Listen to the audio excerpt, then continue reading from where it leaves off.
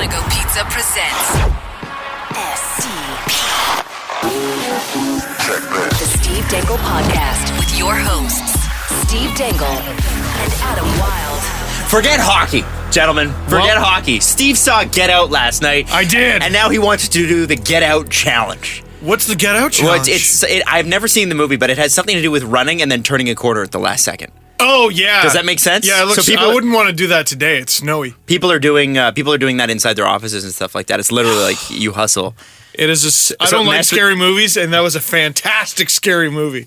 Wow. It was, yeah. No, it was really good. And strange, right? Like, it's Jordan Peele. Mm-hmm. There's a lot of Jordan actors, Peele from Key and Peele. Yeah, and there's a lot of comedic actors in it, like with really, really good comedic chops. They've been in some of your favorite comedies, and you keep waiting for the funny parts, and God, they're just creepy. I don't want to spoil it. I'm a big fan of going into movies blind.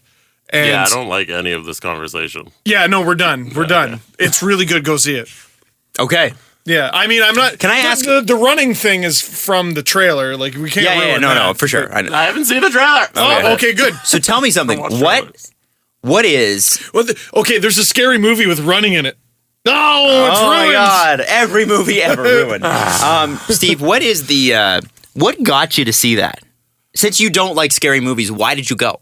Because it's this weird phenomenon, and this is very unlike me, Adam, I know. But everyone seems to love it. Everyone loves it, and I usually reject that, but everyone seems to love this movie. Got 98% on Rotten Tomatoes. That's ridiculous. You still won't watch Game of Thrones? It's too much of an investment. Okay, I could have seen Get Out, or I could have watched 2 episodes of Game of Thrones. Did you hear that? That's all the eye rolls of the future when the podcast listeners hear that and go, I don't care. How are you listening to this podcast? Aren't you so preoccupied watching Game of Thrones? Aren't you so that much time watching all 16 cinematic hours of like season 1 of Game of Thrones? Wasn't Steve telling us over the weekend that he likes to play GTA? Yeah. How many hours at a time do you play GTA? And you beaten it. He said, no, not only had he... I don't get to do the shooting in Game of Thrones. I don't get the dragons. So when he was playing GTA, he played a side mission that he'd never played before. And this was his, what is it, your 4th time through? Oh, like, God knows.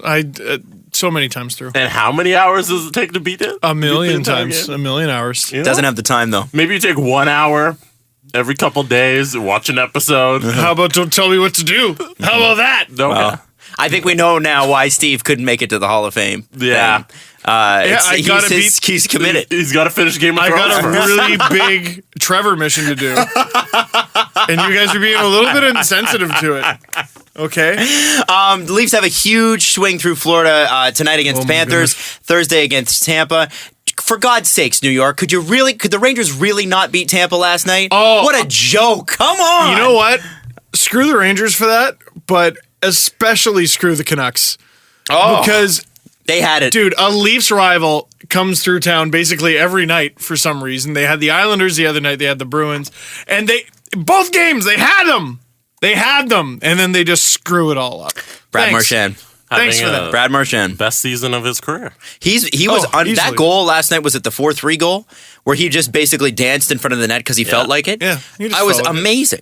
It was amazing. Yeah. I mean, it's one thing when you're on a line with Crosby and Bergeron, and, you just look like you're playing with Crosby and Bergeron. Yeah. It's another one. I mean, Jesus, this guy's like really willing the Bruins into the playoffs, like into an Atlantic spot, not just a wild card spot. Yeah. Oh, yeah. And the Islanders did lose last night, which is really the most important thing. As long as the Islanders lose. Tampa. Well, yeah, Tampa's now tied, I think, with the Islanders. Yeah. But they weren't last night. So we still have some breathing room there. If I'm correct, the Leafs are 1 point up on both the Islanders and the Lightning and have a game in hand on both. Yes. But the game against Tampa, you have to bloody win that.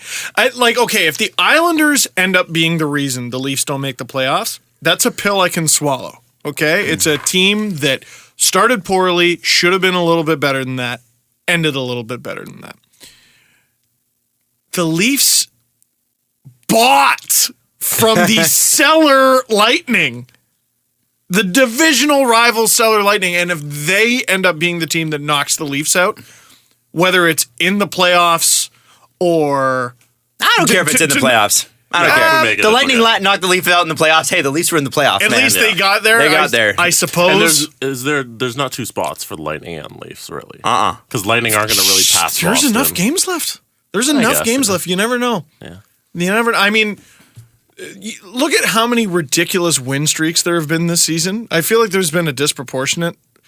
Like, when was the last time 3 teams Won over 10 games in a row. won 4. over 10 games in a row? 4? Yeah, it's 4. Who was the 4th? It's I know it was We were the Flames, the Wild, the Blue Jackets. Who Yep. else? Minnesota Yeah, the Wild. Yeah, the Wild. and Calgary last night. Yeah. Yeah. And who? And We said Blue Columbus. Jackets. Columbus. And And Uh-oh. Pittsburgh. Hold on, I'll pull up the stats. Was it Okay. Pittsburgh? Because for some reason I was thinking Pittsburgh. it's not that we don't believe you. I just want to know who the other team is. So anyway, there's been those ridiculous winning streaks. Mm-hmm. I mean, teams have gone on really bad snaps too. Like Ottawa has struggled at times. Montreal has struggled at times. The Leafs have struggled at times. February Like, was a tough month. everyone has had their ups and downs this season. So, what is it? 16 games left for most teams. Philadelphia. Philly won 10 games in a What? row? Yeah, they Oh, that's like in the right. middle of the season they won 10. wow. Towards the beginning, it was like November-ish. No, I remember. Yeah, I yeah. remember. Anyways, it's the first time Wow. in NHL history to feature 4 teams with win streaks of 10 or more games. That's crazy. That's the stat. That's crazy. So yeah, there's 4 teams. How that's a many crazy- teams have won 10 straight games and missed the playoffs? I would love to know. I think Flyers might be the first to do it. because they're not looking good right now. No, I mean, I might eat my words on that one, but if they don't make it, There's enough games left where the Flyers could comfortably come back. Yeah. make the playoffs. Maybe not a Metro spot, obviously, but Now, by points percentage, the Leafs and Bruins are essentially in the same spot. However, there's a big difference between having played 2 games and not having played 2 games. Yeah. And that's why the points percentage stat doesn't make total sense to me. Yes, points percentage, I get it, but the thing is that until you've played those 2 games, it can't count in your favor. Well, it was like the advantage the Leafs had over the Bruins earlier this season. By points percentage, the Leafs were crushing them because the Bruins had played 5 or 6 more games. And then the Leafs played those 5 or 6 more games, and I think they gained 1 or 2 points on them. That was it. Yeah. Hockey's a different beast. It is. You can't go by like what they do in baseball or basketball. It's because it's the weird point system. So with Boston being that close, though, and Ottawa gaining on the Montreal Canadiens, Who have not been cold. no, but Ottawa's gaining on them. Yeah. If Toronto continues to win, dare I hope for a Montreal-Toronto opening playoff series? Would that not be amazing? They got No matter the outcome, you still have to smile at the end of the elimination game. it could be a very different looking playoff picture by the end of the week because they needed to go, I think, 6 points of 6 against who did they get? They got Carolina on Saturday, Philly before that, and then Detroit. Detroit, thank you. And they get All 6 of non-playoff 6. teams, yep. Now their next 6 of 6, correct me if I'm wrong. The Panthers. Tough. That's tough, and it's key. The Panthers are kind of far back of the Leafs now, but again, there's enough games left. And there's other teams playing, right? Exactly. You need those points. The Lightning, which is so incredibly vital, and if the Leafs happen to go 4 for 4 there, Chicago on Saturday. Which, you know what? They almost won earlier in the season, Oh, but they blew that lead. they've had a lot of almost wins Yeah. this year. I mean, it's not so. I mean, I'm not trying to degrade Chicago here, but the Leafs can play with them. The Leafs can play The with Leafs any of can those play teams. with everybody. Everybody. They murdered the Capitals. They've murdered the Rangers. They've done really well against some really good teams in this league. They're in a playoff spot right now, but it's not over yet. It's not over yet. Too This will many be points. very exciting. Too many points on the table. So going into tonight's game, I think there's a couple things at play. We've got James Reimer. James Reimer. Is he starting? I think so. I think Luongo's still hurt. That's amazing. It's not. I wasn't going to bring him up, but I think the couple things that we have are Huberdeau and Barkov. Because they weren't. Well, no, that was the game Barkov got hurt in. And Right. Huberdeau was not there. And the Panthers with those 2 guys are a different team. Oh my god. They're a different team. And yet they've dropped off a bit though. Like they looked like they were just going to be this juggernaut. There was no stopping them. They were going to comfortably get an Atlantic spot. And now somehow I think they're 7 points behind the Leafs. Something like that. So, but again, they're formidable. Again, after the deadline, there still aren't that many weak teams. Not this year. I mean, it was only this past weekend that Colorado was mathematically eliminated from the playoffs. Man, here's how bad things are for Colorado. So again, I saw Get Out, so I had messed up dreams. For some reason, one of those dreams was the Avalanche went on a run and made it. I actually had a dream last night about the Avalanche making the playoffs. You have hockey dreams? Rarely, very, very rarely. So it was weird that was one. My counselors used to wake me up in camp and tell me to shut up because I used to call hockey games in my sleep. What? Yeah, I used to have That's these. weird. I know, it is weird. I would have these, I guess, because I'm a sleep talker as it is. But I would have full on Harry Neal, Joe Bowen moments where I would be talking. Holy Magna! Yeah. Really? Here's a question. Where's Absolutely. the worst place you've ever fallen asleep? That's a random question. Worst place I've ever fallen asleep. Worst place I've ever fallen asleep. You can only judge that based on waking up and going, no, no. And I've had a few of the no moments, but I'm trying to think. There's been a couple times I've slept outside accidentally. Thankfully in the There's summertime. been a couple where I've definitely passed out at parties and then everyone got up the next morning and left. And I've been like, all right, Steve, piece this together. Where are you? Where do you need to go? Yeah, you have to step outside yourself and just be like, okay, all right. what is the situation I'm looking at? Okay. I'm using my friend's dog bed as a blanket. That's bad. Ew. Yeah, I know. Well, whatever. And no, I would say the worst was probably when I lived in Scarborough, waking up at a train stop past Scarborough. Oh, And just that going, sucks. no! I woke up in Oshawa, which is not close, That sucks. with a dead phone and no money. Normally for me, it's time of On the morning. last train. I remember when I was first auditioning for breakfast television, my alarm just didn't go off. And I woke up at 6:30, took a bunch of text messages from the guy who was the executive producer at the time and going, hey, are you joining us this morning? And I remember going, no. So I called him and he was like, don't worry about it. Don't come in. And I was like, no. And I got showered and I went in anyway because I still had to do sort of an interview on the side. So I went in and I get there and the whole crew and all the on-air people were like, yeah, yeah. They all of them round of applause. Actually, a really bad time that happened to me. So this is when I was still doing stuff with Nike. I was supposed to do half-hour, 45-minute giant interviews all in one day with, in this order, Jordan Eberle, Steven Stamkos, and PK Subban. No pressure. No pressure. Woke up 3 minutes before my train. And it just, what? Threw a bunch of clothes in a backpack, no shower, no nothing, sprinted for the train, dove through the doors like an action movie. And just I think there were a couple guys in the front seats there on the train just going. So it was very good. And I'm just I hope I don't stink in front of these guys. Where Steve lives, Probably did. Yeah. in Steve's parents' house, you can see the GO train sits up sort of on a hill, and you can see the entire parking lot. So You can hear the ding, ding, ding, Yeah. ding, ding, ding. Ah! So those guys would have seen Steve sprint across a kilometer parking Yeah. lot. I'm coming! And there were a few times where it slam funny. and they just don't care. Tell They- me if you're one of those guys that doesn't make your entire day. Just seeing someone make that. That would be hilarious. Oh, it's great. yeah. It's great having that little, kind of mumbling commentary with strangers. Oh, I don't know if this guy's going to make it. Yeah. My favorite is the one who is going to make it, but they slow down and wait for their friend who's not. And, oh, buddy, the train's not going to stop. It's not going to stop. Oh, look at that. Oh, man, you're too good of a friend. Mm-hmm. I hope they realize what a good friend they have. And every now and then, they'll get on and their friend won't. That's the most Savage. fun. Well, you're only as fast as your slowest friend, right? Yeah. But now they're on the train, so we can't talk about it, so we just exchange smirks. Go train. Commuter rules. life. Yeah. So back to hockey for just a second here. The Leafs. Forget about hockey. Forget about hockey. Let's talk about where we woke up once. The Leafs are in tough. They're in tough. This is a tough stretch, but So is everyone. this is you said it, I think, perfectly last week. They'll either get the points or they won't, and they'll deserve them or they won't. Thank you. Well, it's if you lose to the Lightning, who I don't know You if need to beat the Lightning. Have the Leafs beaten the Lightning this year? Well, I think I was at the They game got where they lost murdered. 7-4, which was great. Yeah. Oh, I forgot they got 4 in that one. Yeah, they got murdered in that one. I think they lost the next one. If I'm not mistaken, they have 2 left.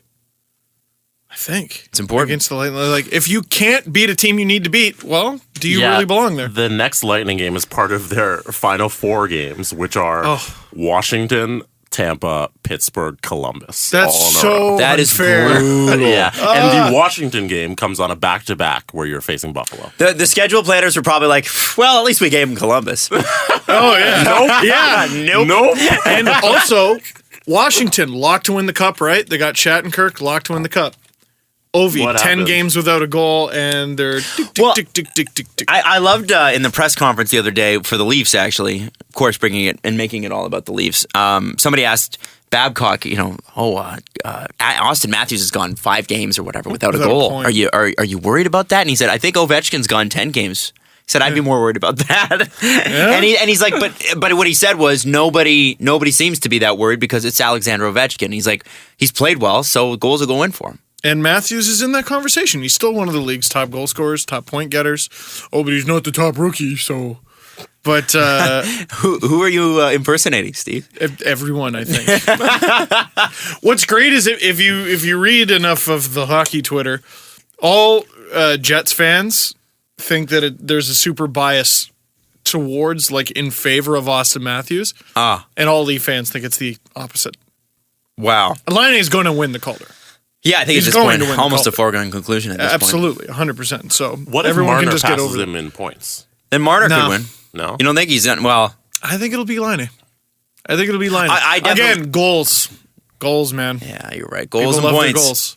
goals. What if Pittsburgh finishes first in the league? Does Matt Murray get it? You know what? You got to go by conversation, and no one's really talked about Matt Murray at all. So Honestly, I though, can't see him winning it. If they finish first in the league, why the hell not? Oh, I Like, agree with your He logic. would deserve that over Austin Matthews and Patrick Laine. With no offense to either of them, who've played amazing. I think it's very rare someone, jumps from outside of the conversation into it in mid-March. It's pretty rare. He's 26-8 with a 9.25 save percentage. Dude. Yep. Oh, but he plays for the best team in the league, so he therefore doesn't deserve it. I don't know, man. Look, he should be there. I mean, He should be there. That's got to be one of the best rookie seasons for a goalie in the past. Yeah, decade. like what was Tony Esposito's record when he won? That's what I would want to know. When he was with Chicago. Nabokov, or Steve Mason, or Andrew Raycroft, or I was just surprised he went that far back.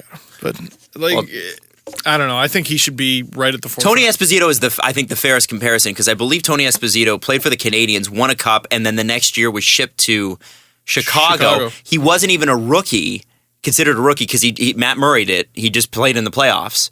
And then won a cup with Montreal, and then went to Chicago. Of course, didn't win a cup because it was the 70s, but was still played 10 amazing years for the Blackhawks. Won the Calder the next season with Chicago. Stamp. Yeah, I believe that's how his career went. So Matt Murray and Tony Esposito have a lot in common that way. Interesting. It's a bit of a stretch, but whatever. I'm gonna stretch away. It's a stretch in terms of era. Well, yeah.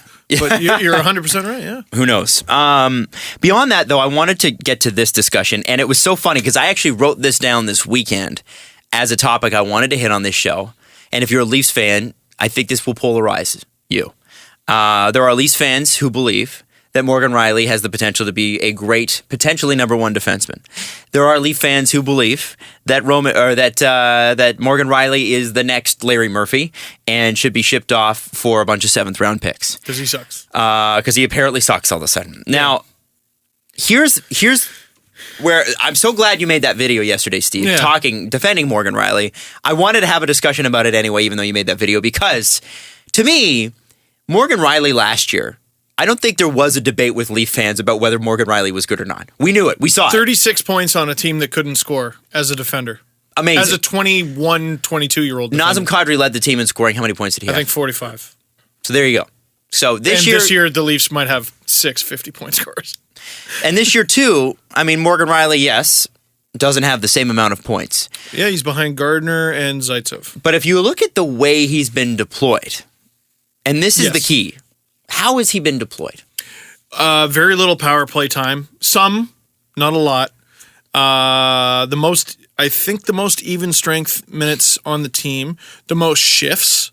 A lot of penalty kill time, and I believe that penalty kill time is climbing. I think the pairing Babcock used to go with was Polak-Hunwick, and now it's a lot of Rielly-Polak.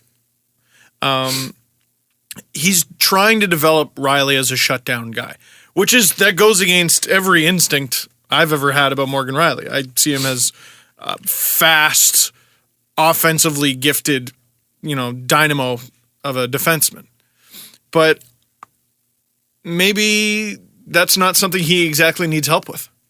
He needs to develop into what the Leafs need, which is someone who can actually shut the other opponents down. Dare I say 200-foot game. 200-foot game. And you know what? He's got a deceptively... I don't want to compare him to Phil Kessel in this way, but he's got a deceptively big frame. He's deceptively brolic. You know what I mean? Mm-hmm. You ever just like slap someone on the shoulder or on the back and you're just like, oh, what the... hand, that hurt my hand. Yeah, I had no idea that was under there. Rielly's one of those guys. He's Grant.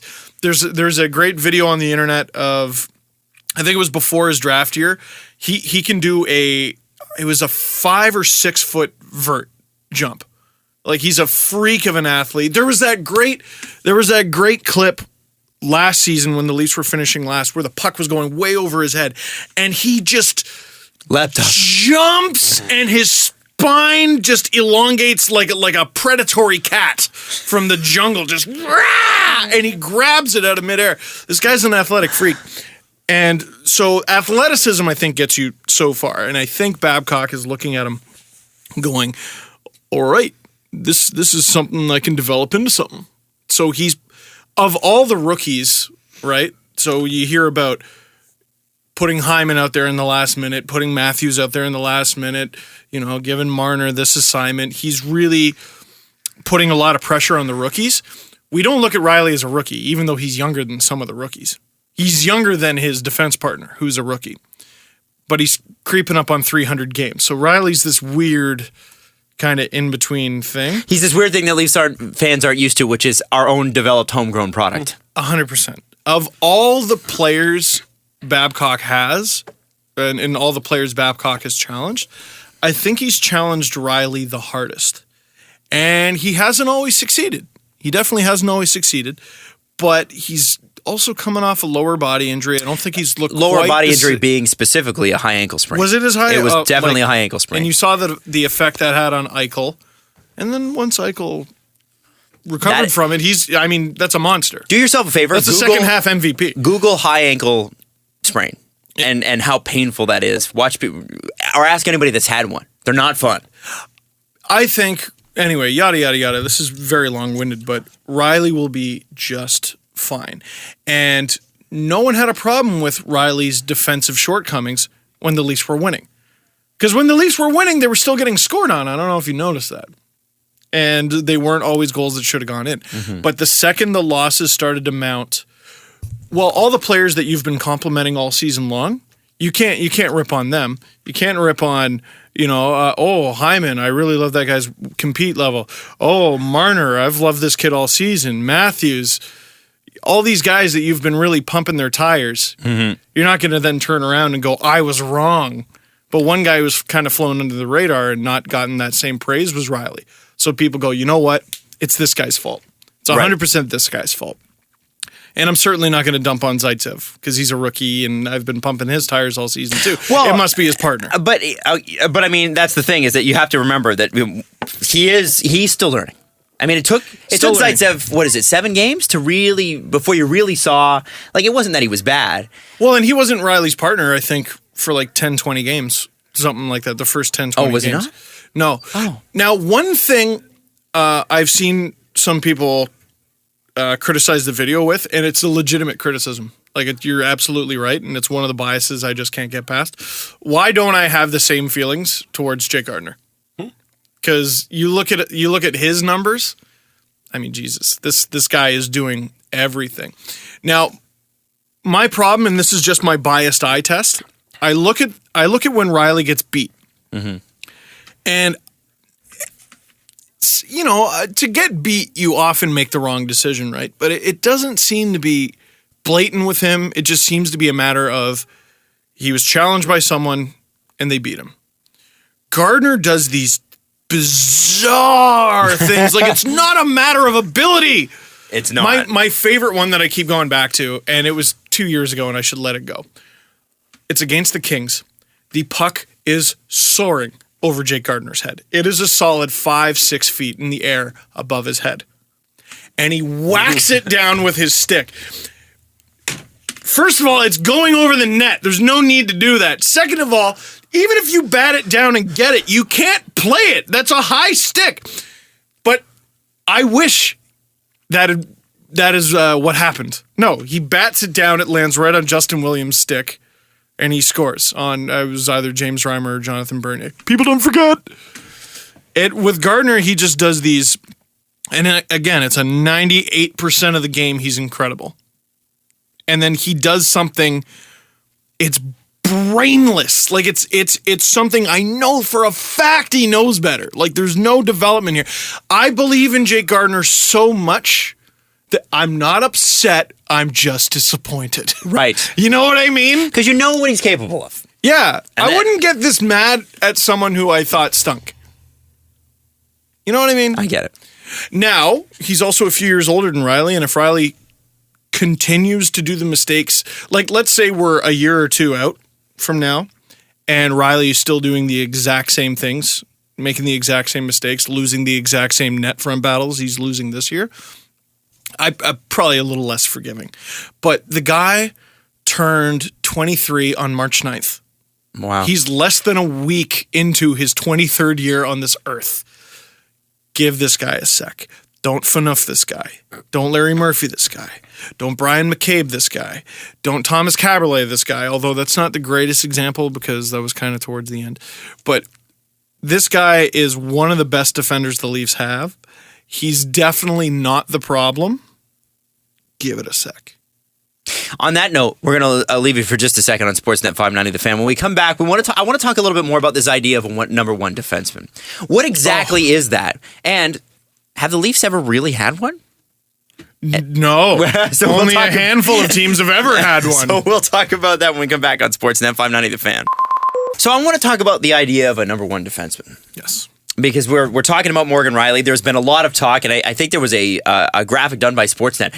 Morgan Rielly, number one defenseman, and it showed all the stats. He's like, he's 34th in the league in this. He's 17th in the league in this. And okay, fair. If he's a player and he's playing for the Leafs and he's playing top line minutes and he's not Duncan Keith in every damn category, well, I guess he's up for criticism. I guess. Yeah. And that's fair. Fine. Criticize. However, I wonder about, we have it. Here it is. Is Morgan Rielly a number one defenseman? So time on ice. He's 43rd in time on ice. He's 57th in defenseman in points. He's 278th in plus minus, Steve Dangle. Whoa. In his Corsi 5-on-5 adjusted for team, he's 60th, and I guess 5-on-5 per 60 minutes, 44th. In total. God, this is just such a strange Franken chart. And yeah, I know it's by Sportsnet, so maybe I shouldn't be ripping Courtesy of on Corsica. It. Well, okay, and time NHL.com. on ice is very strange because just because you play a lot doesn't necessarily mean you're great. Well, Phaneuf played too much. I remember Phaneuf played way too much. Yoni Pitkinen, I remember being a real minute eater. And when was Yoni Pitkinen ever really a star? Always. Jay Bouwmeester. And that guy wouldn't even be the best defender on his team, and he would still play like half an hour a game. Having plus minus, and then something like 5 versus 5 adjusted Fenwick percentage. Oh, is it Fenwick? I think so. Okay. Like 5 versus 5 points per 60. Like, it's weird having plus minus on that same chart as those things. And plus minus is obviously the one he's worst at. Yeah. They wanted to hit the analytics and the They want to anti-analytics get crowd. all the audience. Yeah. But instead, you just get a chart that makes sense to no one. Yes. Like, I think make a screams at cloud chart. Make an old man screams at cloud chart, and then make a computer boys chart. Yeah. And see how the two stack up.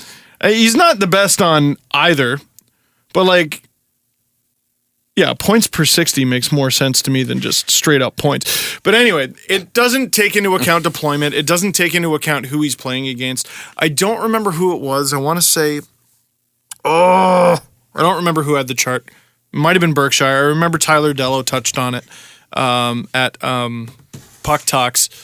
Morgan Rielly gets a crazy percentage of star treatment. And sorry, not, What do you mean by that? Not in he's treated like a star, in that he is expected to play against the other team's top stars. Polak and Hunwick, like we've kind of screamed about them this year, and they stink. Why does Babcock keep using them? They're actually extremely sheltered in where they're deployed. He loves using his Polak toy on the penalty kill, and that's fine, I guess. But 5-on-5, they're extremely sheltered. It's Zaitsev, Rielly and Zaitsev. So you got a 22-year-old and a 24, 25-year-old who's a rookie playing his first year on North American ice as your number one shutdown guys. Carrick wasn't getting that, and that's a rookie too, by the way. Gardner wasn't getting that, and that's not a guy who you should expect to be a shutdown defenseman. It's been Rielly. It's been Rielly this whole time. Okay, so I want to talk about more the idea and the theory Yes. of the number one defenseman, right? It's Because dumb. you'll have so you'll have a guy like Kevin Shattenkirk, right? Perfect example of a guy who everybody He's number 5, number 1 I think it was Sean defenseman. Shannon that said he's at best a number 4 or number 5. I don't know what you're talking about. And Okay. and then people are like, well, what they miss, what they're lacking is a Duncan Keith. Well, there's 29 teams in the league that lack a Duncan Keith. Yes. And it's very, when you're the best, that's like saying every other team that played the Oilers lacked a Wayne Gretzky. It's very hard to replicate that. What has been, okay, so like hero charts, for example, that's something I've looked at a lot this season because you know what? They're not the best indicator of talent, but it's easily digestible for dummies like me. Okay? According to those charts, almost nobody is a first-line player. Almost nobody. No one's a first-line player. No one is a top pairing player. But every team's got one. Every team has a best player. Every single team. Now, Nazem Kadri may not be the number one center on very many teams, but for most of the season, he's been that for the Leafs. Or you could argue Austin Matthews, whatever. We get into that discussion.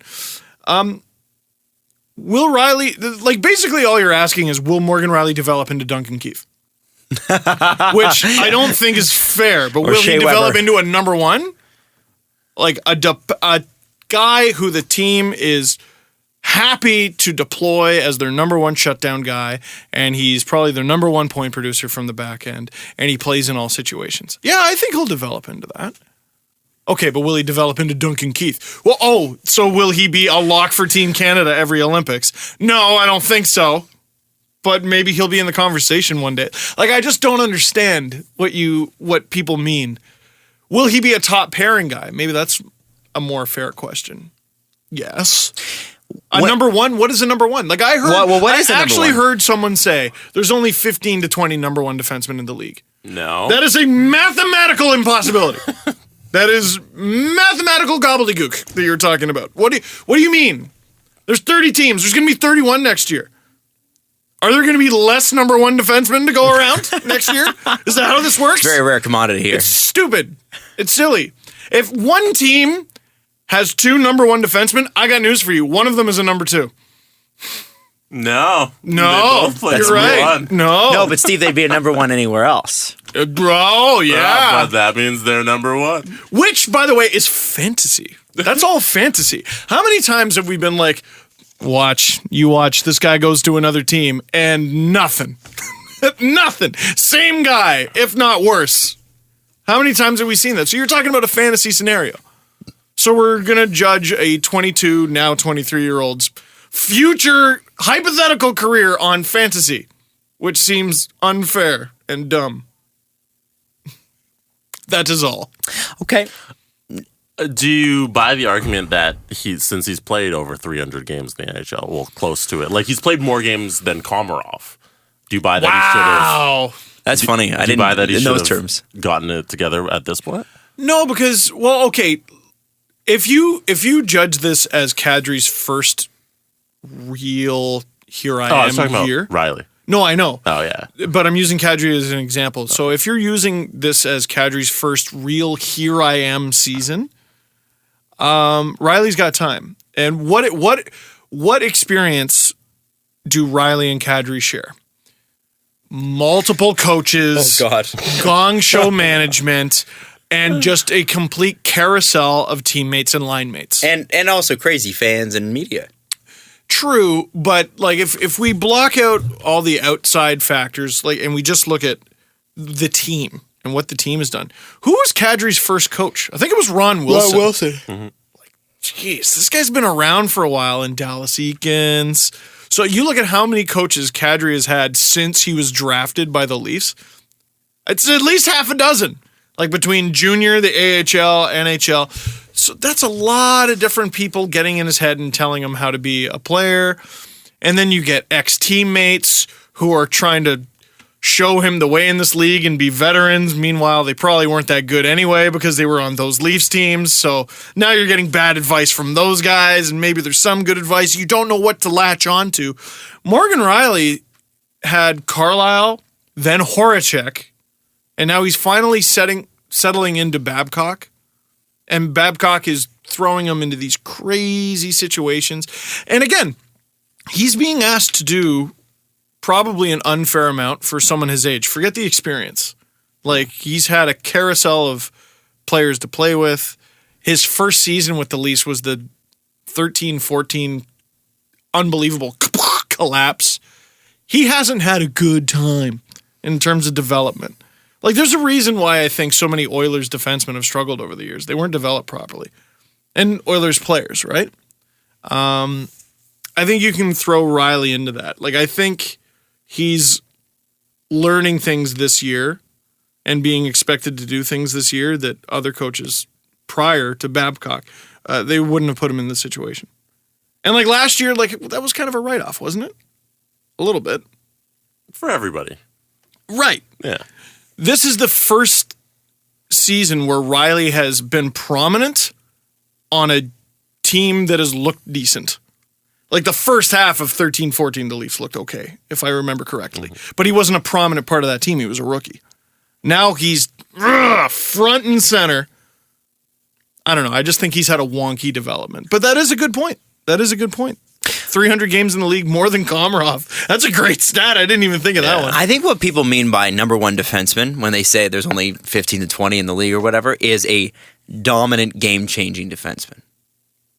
I see it potentially happening. Now, well, for sure. So when was the last time the Leafs had a dominant game-changing defenseman? Brian McCabe.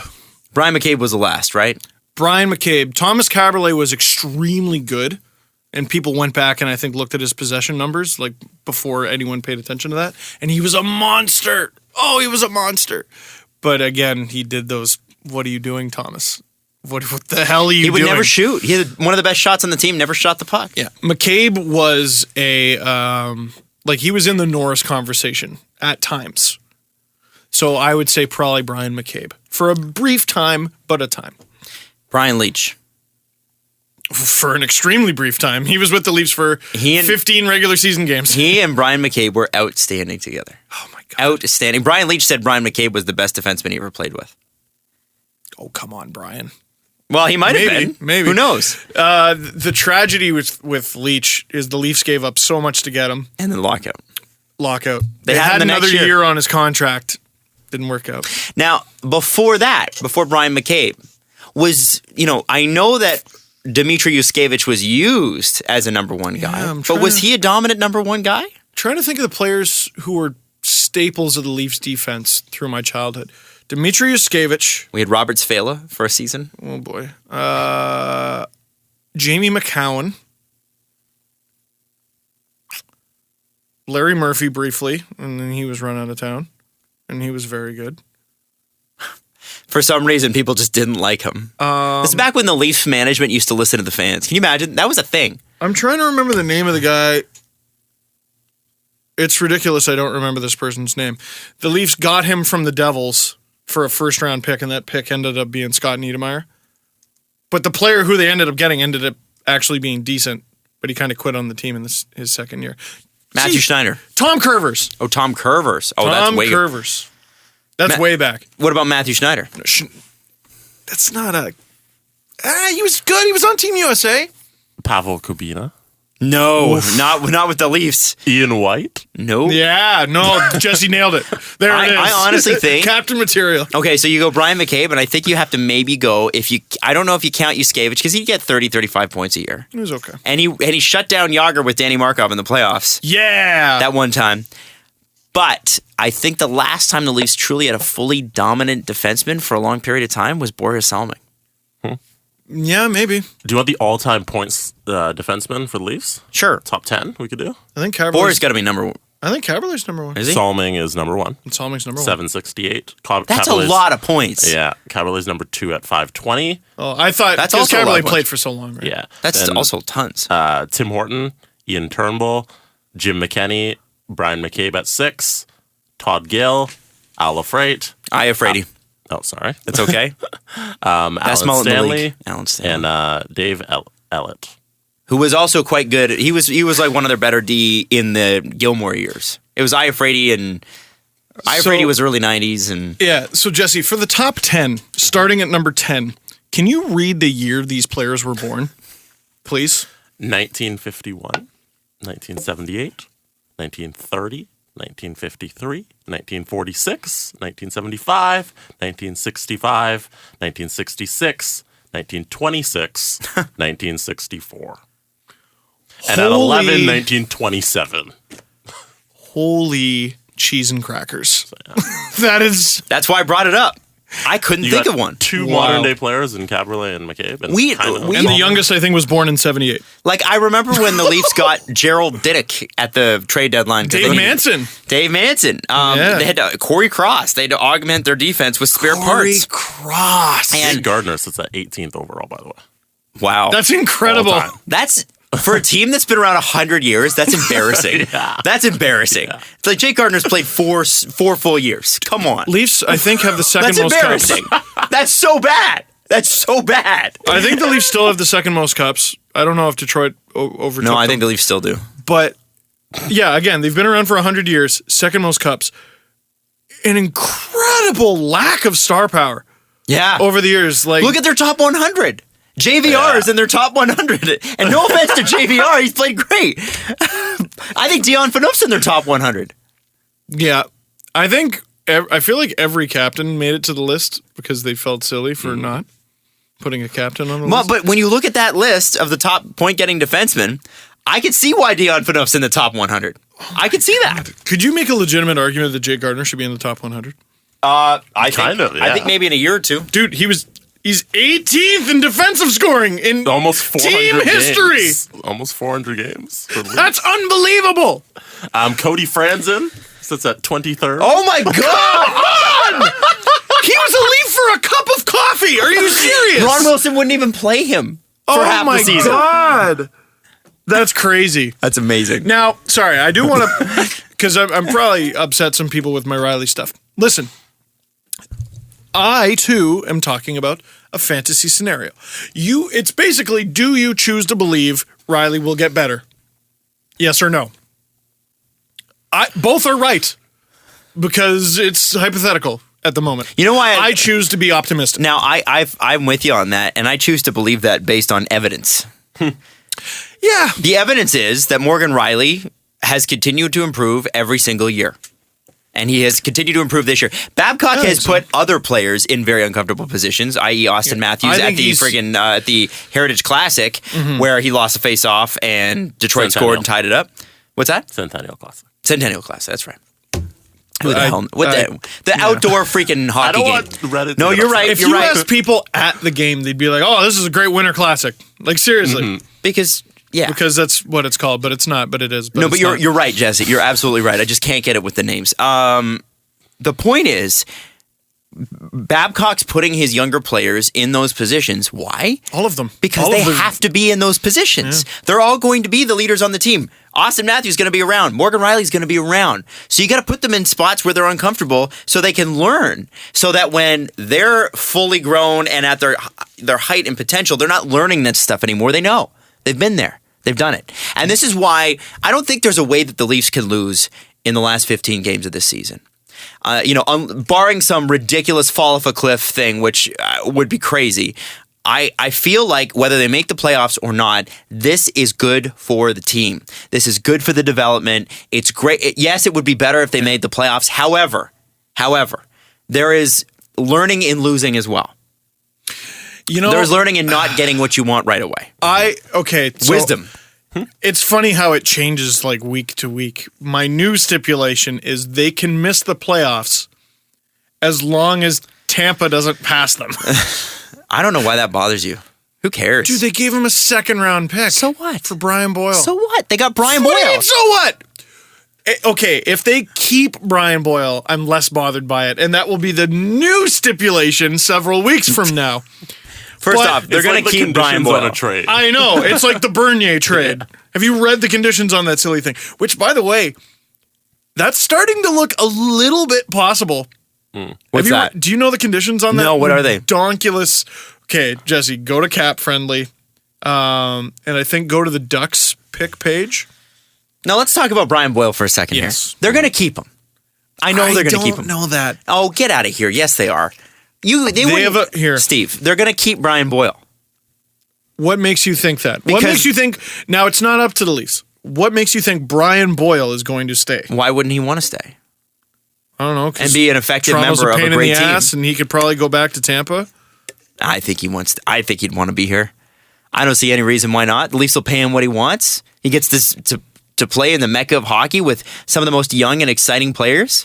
This has got to be a very strange scenario for Brian Boyle because he's looking at Tampa climbing the standings and going, dude, I could have been a part of that. I could have helped with that. I don't think he looks at it like that. I don't know. I know that he doesn't. He's my friend. That's a character flaw, man. If you're looking at it like that, if that's how you're looking at it, then you're not. Then then it's strength of mind. You have to head in your own boat, Steve. Right? Head in your own boat. So I feel like with Brian Boyle, they wouldn't have given up a second round pick if they weren't confident they could keep him. Can I read you the Marlies lineup from a day ago? Please do. This comes from Todd Crocker, and this is why I think if they don't get Brian Boyle, they at least need some help up the middle. And I've said this 1,000 times, so if you're not a fan of the Leafs, bear with me. Okay. Top line, Kirby Reichel, Findlay, who I don't actually know his first name, and Seth Griffith. Andreas Johnson, Cal O'Reilly, I think it's Mike Sislo. Third line, Brendan Leipsic, Colin Greening, Kasperi Kapanen. Third line, Dmitry Kalinin, Freddie Gauthier, Tobias Lindbergh. So their centers, if I'm not mistaken, are AHL contract, buried, Freddie. They need a little bit of help. Mm-hmm. Adam Brooks is going to come in. I assume he'll be in the American Hockey League next year. And anybody named Adam is cool by me. Yeah. That's one guy. It's one. You need more than that. I think that's, again, not something I'm worried about. They'll keep Brian Boyle. You know why they'll keep Brian Boyle? Because they need to keep Brian Boyle. They need him. They don't have the depth. So we got to go on Sportsnet 590 The Fan, but there's so much more to talk about, including, yes, Flames fans, we know, okay? We know you won 10 in a row. It's really great. And we're going to congratulate the hell out of you next. You can download this podcast at sportsnet.ca or any place you can find a podcast like iTunes. We're brought to you by Panago Pizza. It's what's on the inside that counts. Steve. It's the remix to condition. What are they? Let's find out. What are the conditions to the Bernier trade that Steve was asking? Four conditions. If Bernier starts half of Anaheim's playoff games next spring, which is this spring, and the Ducks win the Stanley Cup, Toronto receives the Ducks' second-round pick. By the way, Jonathan Bernier, second star of the week, I believe, in the NHL. A second condition. If Bernier starts half of Anaheim's playoff games this spring and the Ducks lose in the Stanley Cup final, Toronto receives the Ducks' third-round pick. Should Anaheim trade Bernier to a team that starts him in half of its playoff games next spring and wins the Stanley Cup, Toronto receives the Ducks' second-round pick. Should Anaheim trade Bernier to a team that starts in half of its playoff games and loses in the Stanley Cup final, Toronto receives the Ducks' third-round pick. So basically, that was a trade to just dump Bernier. The Leafs are likely not going to recoup this pick. However, those first two... What was the first one again? Read me the first one again. That's not looking impossible. It's unlikely. If Bernier starts half of Anaheim's playoffs games this spring and the Ducks win the Stanley Cup, Toronto receives the Ducks' second-round pick. And if they same condition, but if they lose, it's a third. Third. I mean, listen, it could happen. but there's a lot of things. Go There's Ducks. A lot of yeah.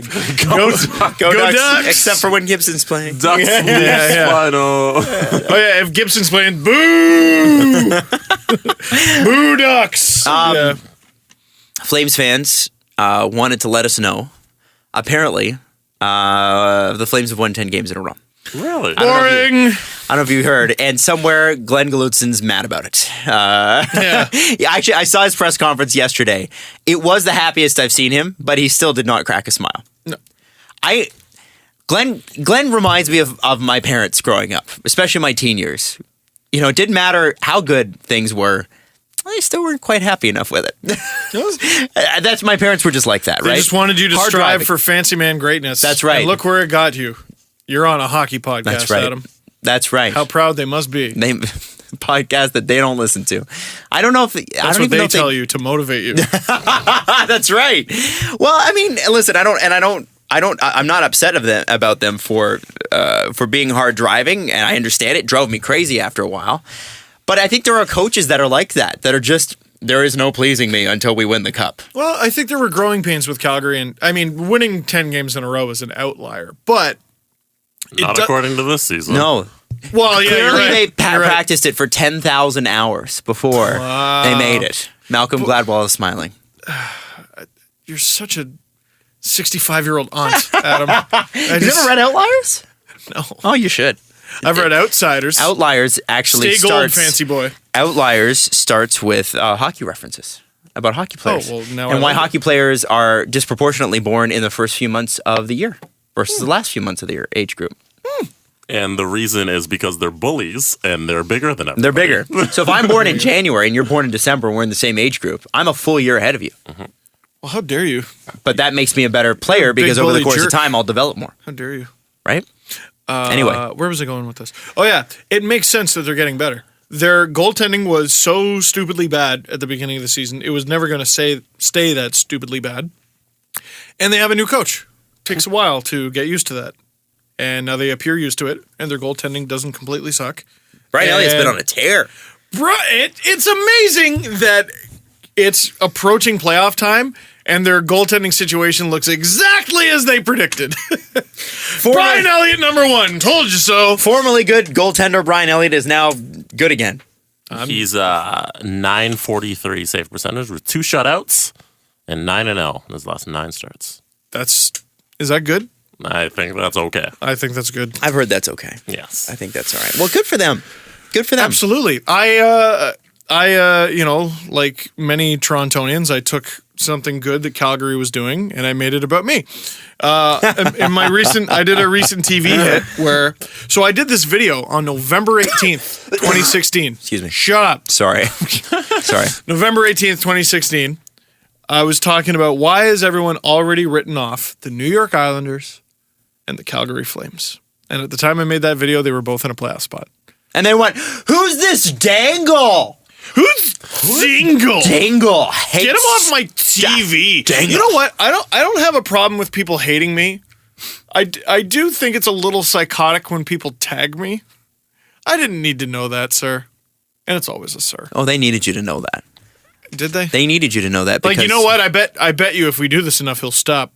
Yeah, I get the passive. You know what? He might not have a mortgage to pay anymore if we keep doing this.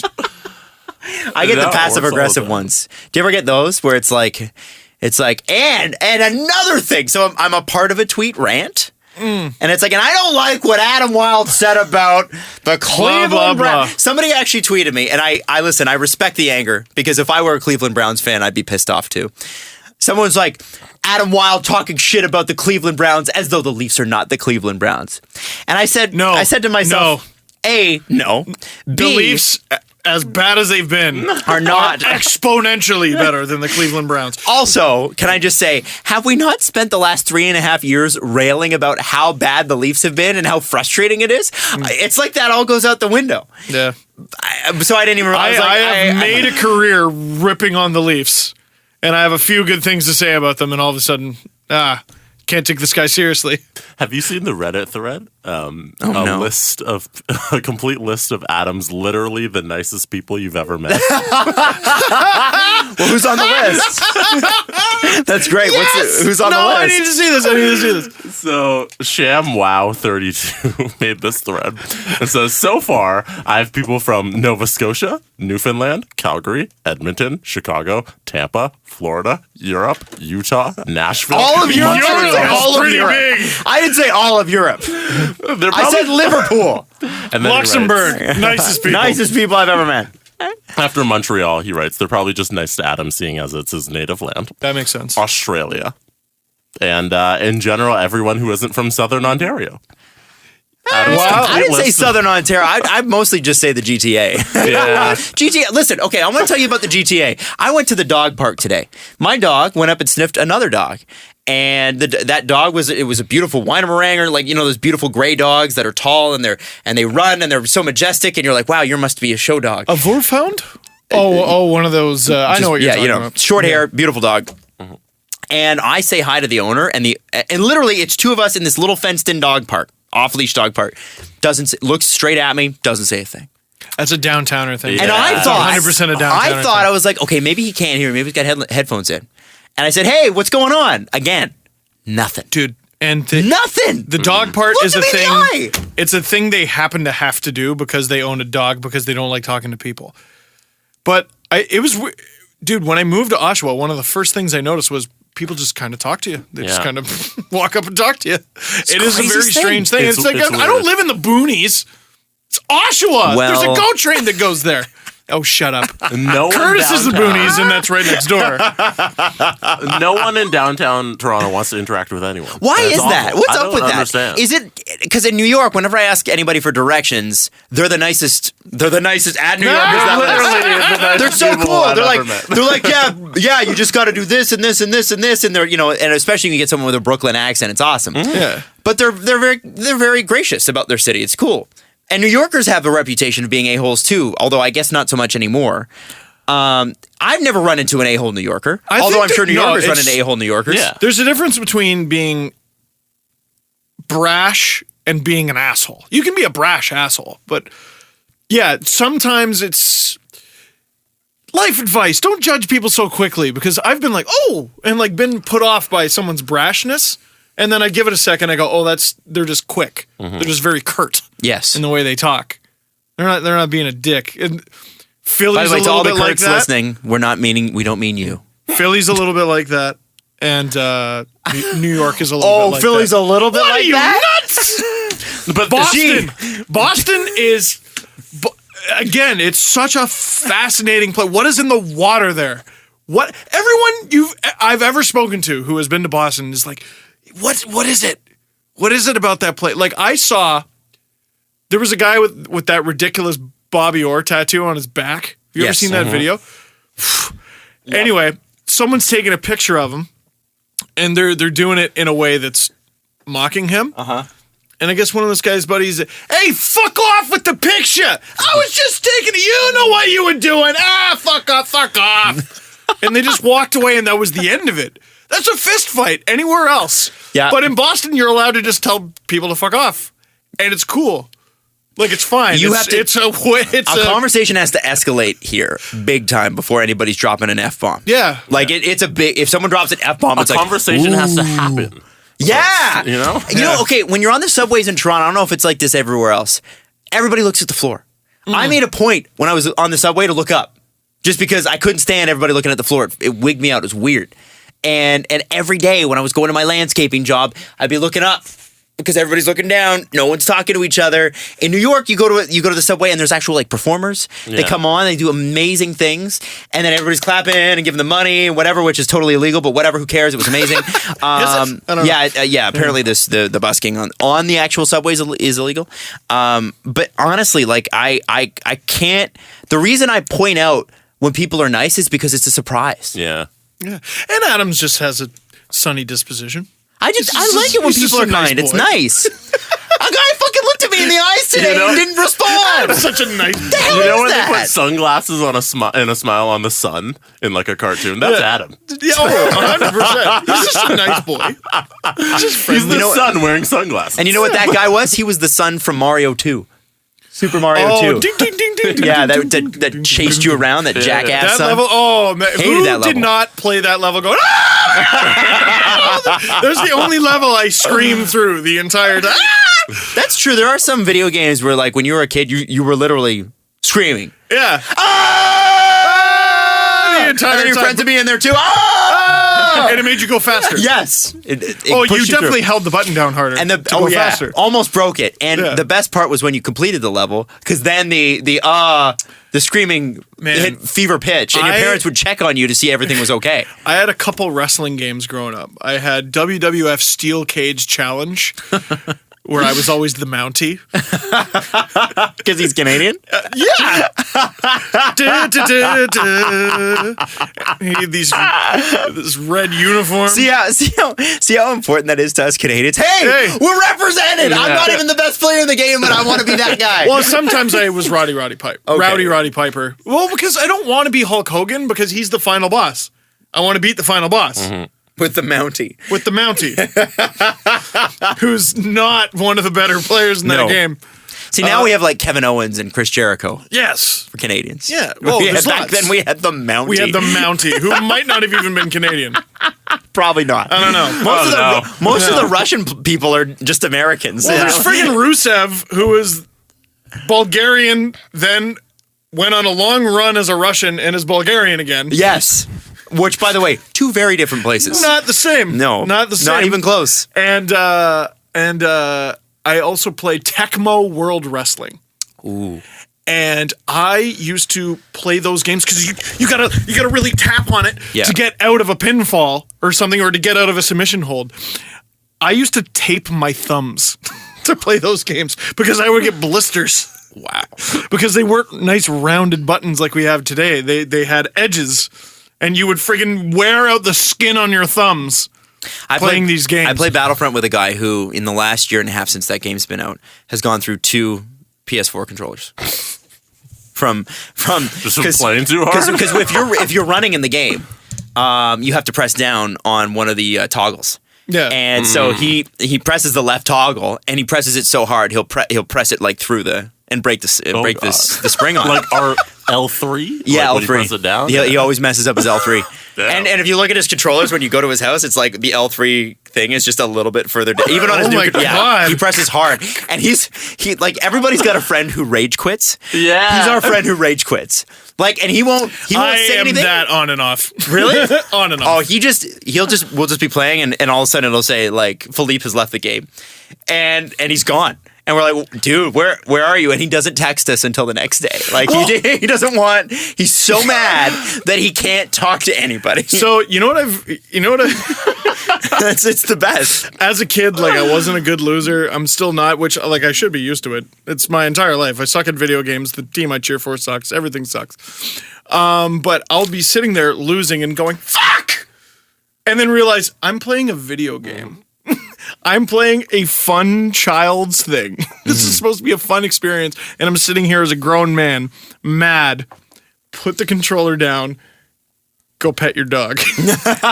Go talk to your wife. Go do anything but what you're doing. You're sitting in front of a TV, forcibly making yourself mad. Stop. You can stop. Oh, but I don't want to rage quit. No, fuck it. Just unplug the thing and who cares? Yeah. That's a We're not stranger. on the radio anymore, right? No, we're not. Okay. No.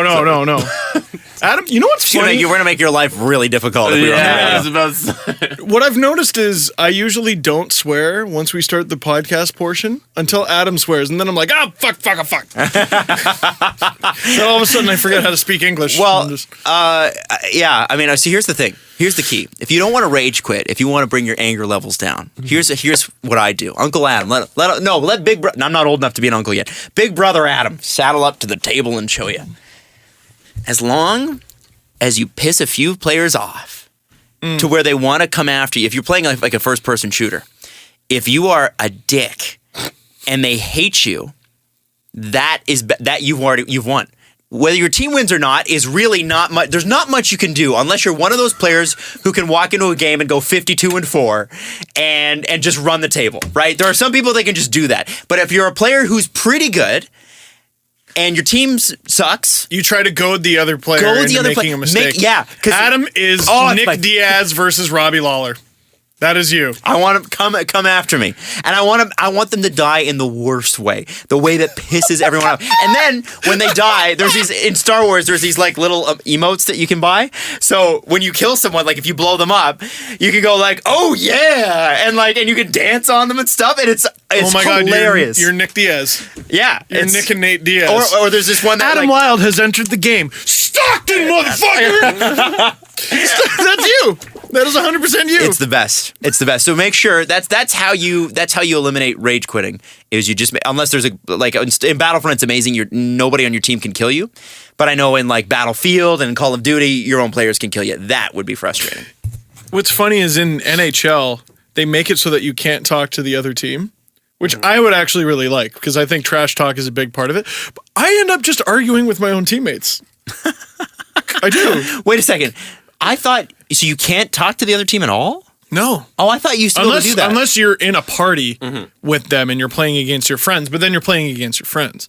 Right. So the guy who was like, whose kid was like, Dad! That guy was on my team. Yeah. Which makes it even more frustrating. Yeah. Yeah. Dad! That's amazing. And I'm like, I'm sure this guy's going to miss a couple assignments. He's not exactly focused on the game. He's focused on little Madison there who's being a little shit. Anyway. If you guys want to see something hilarious. He's focusing on Fitzhugh. And his future lacrosse scholarship. Wick Stanwick. Dick Mix, I'm playing my video games. I want you to do this. Check out, there's a YouTuber named Stone Mountain 64 who drops into games, Battlefield, Call of Duty, stuff like that, and plays them as though he were a commander of a squad. So he uses like, it's like I'm here, and then like he talks like I can't even do it. He talks like he's in the movie the whole time, like in like a full on Vietnam movie. Oh my God, it is so funny because you hear people like you will hear younger people like. Of course, all the little kids are like, shut the fuck up! Oh my God. And then you hear the older guys who are playing who kind of laugh and get it. Yeah. And then there's guys that play along and they're like, all right, I'm with you, Commander. Like, and then whenever he gets shot, he's like, Medic! I'm bleeding down! It's so funny. It is amazing. They're 11-minute videos and you just cry laughing. It's just, he's such an idiot. But it's awesome. Online games are just so awful. It's the best. They're the best. Hey, by the way, they're awful. Congratulations, Flames! You won 10. Oh yeah. And Johnny Gaudreau plays like it's a video game. He does, and that's how it all. That game, that goal he scored, that end rush last night was bananas. He's just so stupid. He's so. Remember when he signed a contract that was too big for him, and he was never going to live up to it? Yeah, Isn't everything too big for Johnny Gaudreau? Hey. I think we should end right there. No, I'm joking. Steve only says that because Steve wants to go home. Yeah. I was joking. No, we got 22 and a half minutes. Jesse, do you have something that you want to bring up? You look like you might have something. Do you? No. You don't? No. Okay. I have something I want you to bring up. Because yesterday, or last episode, you promised us a Dalton Pompey story. Oh, yeah. Are we not going to talk about Sunday at the Generals? Well, we can. I figured we'd save that for the press conference. But I want unless we want to talk about that first? It's yours guys' show. Whatever you want. What does that mean? Like, here, should we? It's yours guys' show. Jesse really got into it. It's yours guys' show. Everyone knows someone who says yours guys. Yours guys. Also, did you grow up with anyone who, instead of saying though, they would say but? Like, I thought that was next weekend, but. I've encountered a few of these people. Wow. They're very I don't rare. think I You've have. never heard that? No. Okay. You need to tweet us. I wonder if that's the British in it. In it? Yeah, like there's I think that's British just people Ricky that will say in it after every sentence. Yeah. Like it's like they're A. Strange though, in it. Yeah. In it. Yeah, that's every Ricky Gervais special. At the General. Okay, do you want to talk Generals By the first? way, British people, nicest people ever. Nicest. Generals game. Shout out to Nathan, who works in security there, who said That's hi. right. That's right. Very, very nice guy. I was walking with some food for Jesse and Steve because I bought it. Yep, I did. Jesse and I sat in our seats while Adam gathered for and paid for our food. And I expect the exact same treatment next you year. will It not was get at very this. least my birthday. I don't know what your excuse By the way, was. can I say this? I bought a coffee, a burger, and 2 orders of chicken fingers and fries. It cost me total $24. Junior hockey, man. Oh my God. Ridiculous. It was amazing. It was Junior hockey, amazing. and we get to do it again on Sunday. So shout out to Nathan, who's super nice guy, who wanted to shake my hand, but we had to drop Nicest elbows. guy ever.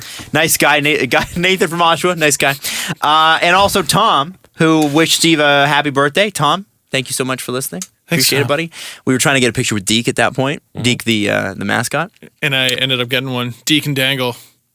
It's going down. There's a couple YouTube things. series. There's a couple things though I think we need to point out about the Oshawa Generals game. Let's point them out, Adam. Okay, so first off, the hockey's excellent. It is. We saw some great goals. Oh my lot of God, falling. so much A fun. lot of falling. Yeah. McShane had a really good goal. And I don't know. I had mixed thoughts on him based on his name. But he ended up scoring a very good goal for Oshawa. Manchurik got 2 goals. So beginning of the first intermission, they have what's called the Sumo Suit Challenge. Oh, yeah. This is really What's the woman's name? I don't Cheryl. know. Cheryl Was it from Cheryl? accounting. Cheryl from accounting, basically. Oh, it was so here's the awesome. deal: they have the Sumo Suit Challenge, and you know how sumo suits work. They dress you up in these big suits, and you bounce off each other. It's hilarious. Everybody has a good time. You're wearing a hockey helmet at the game, so you fall in the back of your head. Nothing's going to It's happen usually to you. 2 bros who you're pretty sure are half in the bag. So they bring Cheryl out. Cheryl is maybe 5'2". Probably like Oh. 4'6". Yeah. Maybe 3'8" Cheryl comes And out. Cheryl's small. She's tiny. She's petite, I think is what we're getting at. If Cheryl weighed 100 pounds, I would be shocked. Yeah, but with the sumo suit, Oh, probably yeah. got up to like a $108. Maybe. Cheryl goes up against Jim Bob. I don't know what his real name Who was. she worked with. Did she work with him? Yeah, it was like office battle. Who's Oh. gonna Yeah. go home with the bragging rights? Okay, so I Yeah. missed that part. Yeah. He That is was the intro. 6'4" and probably 215 pounds. He's the number 1 defenseman Yes. for like Kingston. Probably a number 2 on any other team, though. Am I right? This guy is enormous. He's huge. So they decide those are the 2 people they want to choose to have the Sumo Suit Challenge. How do you think the Sumo Suit Challenge goes? Well, and you're looking at Cheryl bouncing around, and she's getting all hype, and you're just like, "Oh, that's a firecracker right there!" I bet you Cheryl's gonna wreck this guy, and they're gonna run into each other, and she's gonna low bridge him, go right for his knees, Which she should have and done. She's gonna blow out his fucking knees. And Mike or whatever his name was from HR, oh, he's gonna feel the wrath of Cheryl. So what happens? 3, 2, 1, go! And he fucking wrecks Cheryl. Like he charged at her, he speared her. And who did the spear? Was it who? Goldberg. It looked like a Goldberg spear, and she was on her ass so quickly. Sorry, Steve. Or Jesse. Edge. Edge. Good Canadian boy. That's right. the Yeah, spear. yeah. She was on her ass so quickly, like and back, like it was over in 2 seconds, And the so, crowd was into it. They're like, all right, let's see what Cheryl's got. Yeah. and then the poor guy doing in arena entertainment's like, well, why don't we do another one? Another one. Because it went too fast. Normally, I'm sure there's some grappling. Yeah. So he's stretching for time, and you got to think Cheryl's like, Jesus, why? Why now? Why do we have to do this Cheryl again? seems like one of those like really feisty, like bullshit. Like you're like, okay, next time, here we go. This is when you feel Cheryl's wrath. This is Rocky 2 or whatever one. The one where he loses and then comes back and doesn't lose. That's what Cheryl's gonna do. No. Wasn't close again. No. Cheryl knocked out. This time she stood up, though, which I think was an improvement Yeah, considering it he just ran kind of at her. got shoved very far out of the circle. Yeah. So that was fun. I also thought it was. They had some interesting giveaways throughout the game. I was waiting for this. I'm trying to remember what they were. Well, it started Well, they started with the best prize, what everybody wants in 2017. a PSP. Oh, that's right. The precursor to the PS Vita, which has also been discontinued, I believe. And wasn't there also a PS3? Yes, there was a And then they PS3 worked their way up. to the PS3 giveaway, which is great. Hey, the Gens scored a power play goal, though. So you know what that means. What's that?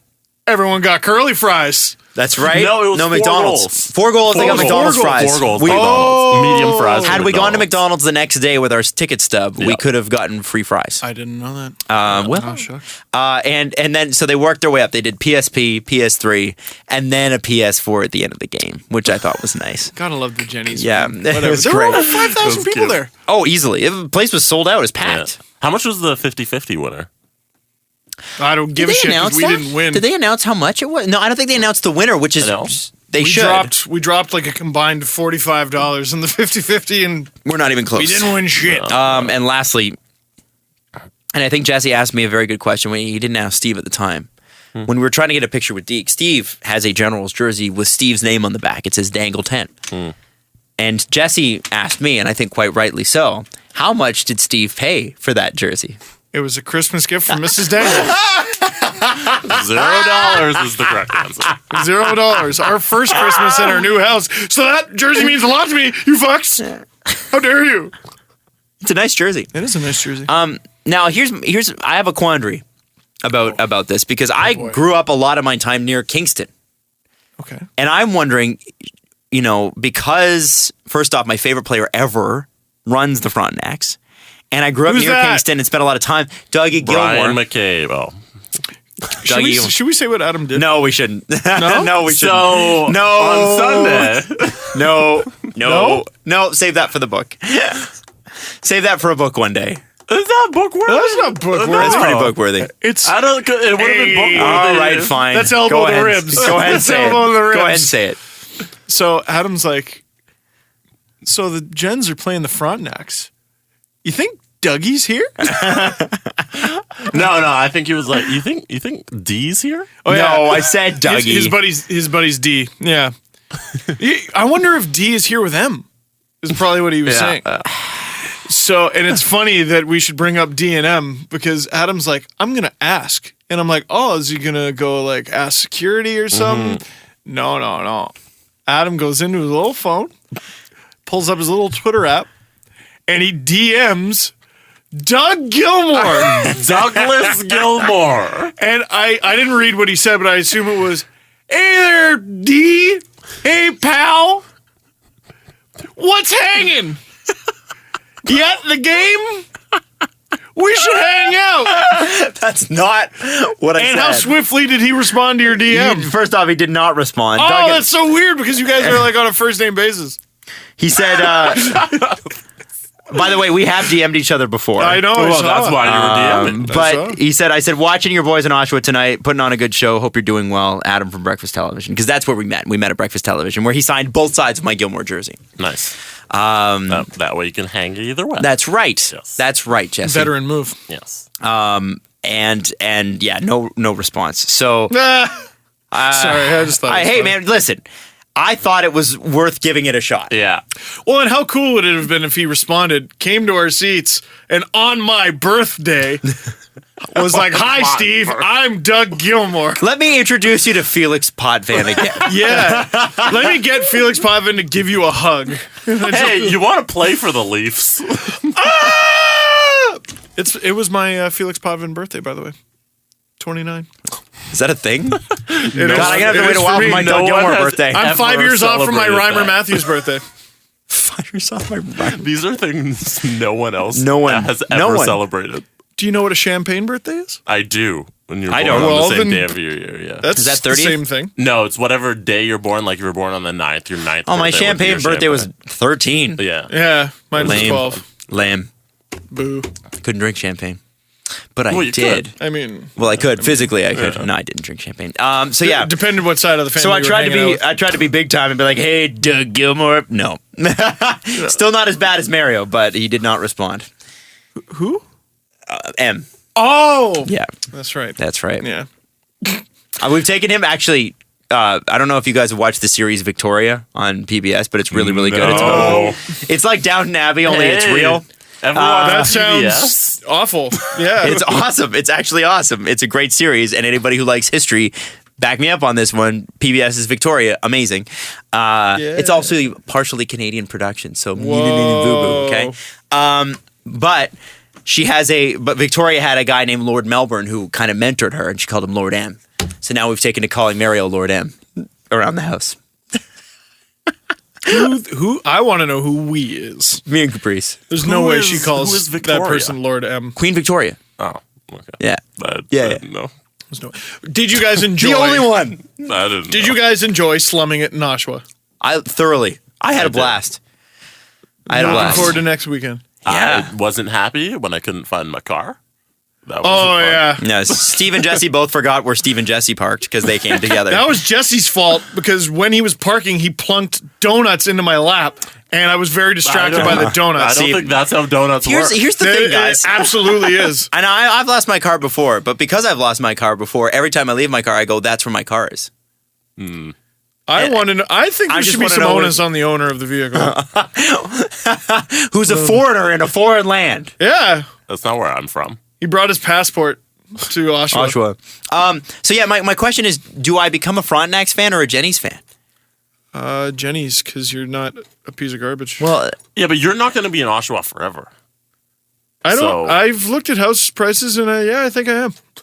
Steve's not going to be in Oshawa forever, so Yeah, I don't no, think he's we not. have to commit to the like Generals. I almost feel like I should be a Frontenac's fan. Yeah, we can pick our own damn team. Are you gonna be? What are you gonna be? I'm going to cheer for the Steelheads. Oh, well, Go you're from Mississauga. Mississauga, That makes yeah. sense. Yeah, you're wrong. You're wrong for that. But All even right. though I used to work for that team, I mean, I used to work for an I'll cheer OHL for the team. Jennies second. Mm-hmm. Jennies were one of the first hockey games I ever saw. I don't know about the first junior hockey game I ever saw. But Frontenac's, I'm like Maybe spent my summers near I'm Kingston. going to be a London Knights fan. Oh, I hate you. Because like I get my pick of anything, right? well, So why not Mississauga just- makes the most sense. Nah, but You like, have to- I was born in Toronto. Geographically speaking, you No. have to go with the geographic. I have two choices. I have the Jennies or I have the Frontenacs. I can't go If with Jesse was Mississauga. born a few thousand years ago, he'd be like, "Go Goliath!" Woo! I think I got my pick of the if he was in the litter. movie The Gladiator, Commodus! Yeah. Hail the Emperor! You have many good ideas. I like you. I am officially declaring my fandom for the London Knights. Wow! Boo Maximus! Let's go, London! I'm not sure because here I grew up. Ivan Drago! Jesse's got all this Russian gear on, or Soviet gear. All right. I'm going to declare it right now. Mm-hmm. Do I declare for the Jennies, who I grew up in Scarborough, so the Jennies technically were the closest team? Absolutely. Or do Okay. I declare for the Frontenacs, which were the team I kind of spent summers nearby? I think I got to be a Jennies fan. Oh yeah, all those great Frontenacs games you went to in the summer. You know what? The one time I was going to go to a Frontenacs game, I got mono. Good. Is that not a sign? I think your love of Doug Gilmour is stronger than your connection to the Jennies. That's true. This is tough. Like as a fan of the Leafs, that means more Adam. than just being close to the Generals. The rich history of the Generals. Think of all their prestigious alumni. Cal Clutterbuck. Bunch of other ones. Think about the prestigious history of the Generals. Why wouldn't you side with that? What about Sam Bennett? He was a general. He was a Frontenac. Oh, well. Sam Do Bennett you want to be almost cheering for traded the Sam same Bennett. team as Steve? He doesn't have a history of choosing teams that win. Well, they did win the Memorial Cup like 2 years ago. Yeah. Well, you And weren't a fan at the time. and they beat McDavid for the J. Ross Robertson. That's true. Yes. But you know, in five games. But who won last year, Jesse? Who won the J. Ross Robertson last year, the Jesse? London London pieces Knights. of shit. The dirty, My cheating team. garbage. I hope one day the London Knights play the Patriots and I just sit there and I bask in all my glory. In a baseball game. That would be Jesse's ultimate fantasy. The Patriots At play Yankee the Knights in baseball. At Yankee Stadium. At Yankee Stadium. It'd be great. Love it. There would be Jesse in Yankee Stadium. Here I am, home of the underdog. Yankee Stadium. I hope we finally win something. Jesse, You're from the Player Haters Ball. I just want to thank God for giving all of you so much and me so little. Hate. Fucking guy. Mark ass Mark and trick ass trick. It's my favorite part of that. Leicester wins. Boo! Stupid! Man United! Yeah. When the Cubs won, you know how upset Jesse was? I was really upset. Well, because Jesse... He was When upset I have at no- first. He was upset when he found out the World Series was Cubs in Cleveland. Yes, 100%. Because, like, what do you... When I have no dog in the fight, I root for the storyline. And baseball is cooler when the Cubs suck. What? Because you have that history. You go back and you're like, okay, what's cool about Curse baseball? of the goat. The curse of the damn Billy Goat. And you go, they haven't won in 486 years. So I was cheering for them to lose. And Jesse did write in our Facebook group, I kid you not, these were his words. Man, if the Cubs lose tonight, the storylines are going to be great. Like he really wanted them They to would have lose. blown a 3-1 lead. Yeah. No, they would have. Jesse would have had a failed to mural. come back from 3-1. Anyways. Jesse would have had a mural of Bill Murray crying put above his bed. Stupid Cubs. All those old people would have died never seeing. Wait, now, wait. Wow. Yeah, Would have been a great storyline. it'd be like the Rangers, that now I can finally die in peace. Yeah. Only you'd have to throw the sign out because Exactly. you can't die in peace. Imagine those images. A Now, lot more. Jesse would rip the sign so that it just said, now I can die. See, that photo is a lot more powerful than somebody being happy. He's not totally wrong. That's what I'm trying to be. When the Leafs make the Jesse finals, hated Braveheart. He only Never liked the seen it. beginning. Like Jesse only liked the beginning of Braveheart. what do you mean? It's when the Scots started fighting back, he's like, those people are now. disobedient. When you stick the second VHS in, the Scots start getting their asses kicked by the English. Wow, that was one of those 2 VHS ones. Yeah, so Jesse likes the second half of the movie. Jesse watches Titanic with just a shirt with an iceberg on it, cheering. That's his favorite movie is Titanic. Big fan of colonialism. He's a big fan of it. Yeah, big fan. I've never seen Braveheart, so I don't get it. Oh, it's a good movie. Jesse cheered for the Persians in 300.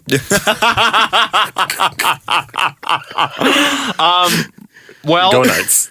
Go Knights. Jesse likes to cheer for the favorable team, I think is what I'm getting at. Right. I think is what the last 15 jokes apply to. Yes, absolutely. When the Leafs make the finals, When? Thank you. Good. when the Leafs make the finals, and let's say it goes Final. to Game 7, Yeah.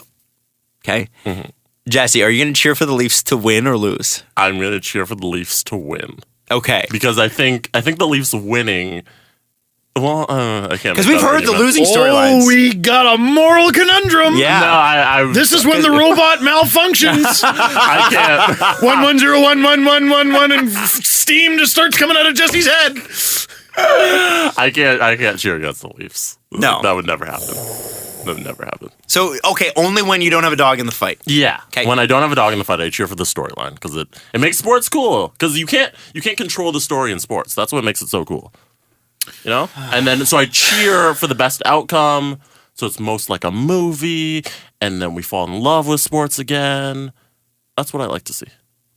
I like to see Tom Brady win a Super Bowl after Roger Goodell tried to end his career with a suspension for deflating footballs. Oh, I love Because Tom perennial Brady- underdog Tom Brady. Nothing good has ever happened to Tom Brady, and he deserved that Super Bowl this year. Tom Brady would like to thank God for giving the rest of you for giving the Cleveland Browns so much and me so little. Oh, right. Jesse, damn it. Wow, this was a real hockey podcast. Let's do the press conference. Yeah. Let's talk about the Flames. No. Somehow we got on to Britain. Dangle The press most- conference. Upvoted comment is buying toilet paper essentially just shitting away your money?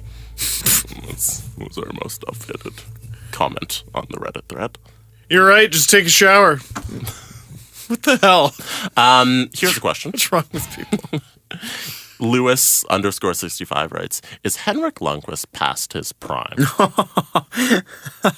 I don't think so. The Rangers have done pretty good this year. Yes, because We did have a debate about it. Has Lundqvist been better? Yes. Yeah. so he's past his prime. Until he's not? That means he's still good, though. My car is past its prime, but it's only 6 years old, so it's still pretty good. You know? Someone wants It's to know, maybe not the best comparison, but Adam Wilde, how you became such a huge Steelers fan. Well, my mom is from Pittsburgh, and so anybody from Pittsburgh will tell you Alanis Morissette? Yes. Does she have to give back her Junos now? No. No, she's good. She's born in Edmonton. So, yeah, my mom was born in Edmonton. 2 weeks later, family uprooted to Pittsburgh, where she spent the next, I think, 18 years. So, when you grow up in Pittsburgh, there is no choice. You know, you don't go to a Steelers game and see a few Bears jerseys or Cincinnati jerseys unless they're playing Cincinnati. You are a Steelers fan, and there's just no other way around it. Yeah, I noticed a trend on WorldStar over the past NFL season was a lot of fights outside of football stadiums. Where? In just a variety of cities. Well, I don't think I saw a Steelers one. I don't see them mostly in Pittsburgh, but I think when you get 65,000 people together drunk, you're gonna have some fights. Yeah. But yeah, no, that's where it came from. That was the other reason why I was thinking Frontenacs. I'm like, I like those black and gold colors. Those jerseys are pretty nice. I don't know. I'm still not sure. Maybe I'll have to wait till Sunday to figure it out for sure. Make me sick. Hey, I might be on your team soon. I just have to declare for a franchise. What if I go with the Rangers, Kitchener Rangers? Spent exactly 3 minutes in Kitchener, but yeah, I know. You should be a Barrie Colts fan. At least I lived in Barrie. You didn't live in Barrie. Sort of. No, you worked there. Did I live at the zoo, Adam? It felt like it sometimes. We still need to go on a zoo tour. Yeah, we do. With you. Yeah, I should talk to someone at the Toronto Zoo. I would love to, if possible, like reserve a Zoomobile bus just And for do listeners, a podcast. and we do the tour on the back. You should get like officially sponsored though. Be like Toronto Zoo brings in Steve Dangle to do a thing. Should be official. I think so. Yeah. I don't know. I think they Do we want to make it a big thing or Yeah. like just a podcast thing? No. I want it to be a podcast thing for the No, listeners. big. Big, you're right. Let's make Steve work all day, but this time for free. Yeah, Jesse cheers Let's against make the Steve listeners. work for once. Oh, How dare you? Hey, he made a video defending Morgan Rielly yesterday. He needs to get home. He needs to leave. He needs to leave here by 2 p.m. so he can get home and work. Jesse. Correct. Asshole. You know what? Maybe I won't. Are you making another video? Maybe I'll just take the day off at a protest. You know what? It's snowing outside. Because you can. Because I can. Are you making another video for the broadcast tonight? Or are they just going to rebroadcast that one? No, they're not going to. I'm not on tonight's broadcast. Oh, well. Yeah. Is it a Thursdays. Sportsnet game? I don't know. It might be a TSN. They get a lot of the Tuesday nights. I don't know. Anyway. Yeah, tough schedule for Steve for the rest of the afternoon. Oh, wow. We've been going hard at Steve for a while here. I feel bad. Yeah, I don't think it's a Sportsnet game It's tonight. fine. Dicks. Final question. Speaking of snow, Die Fools on snow. What were some of the best things you guys did when it was a snow day? Good question. Well, okay. Tackle football.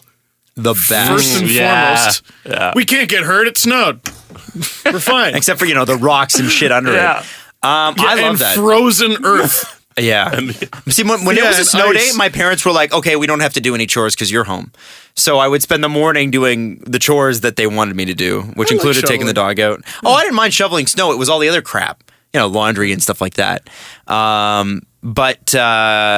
Tackle.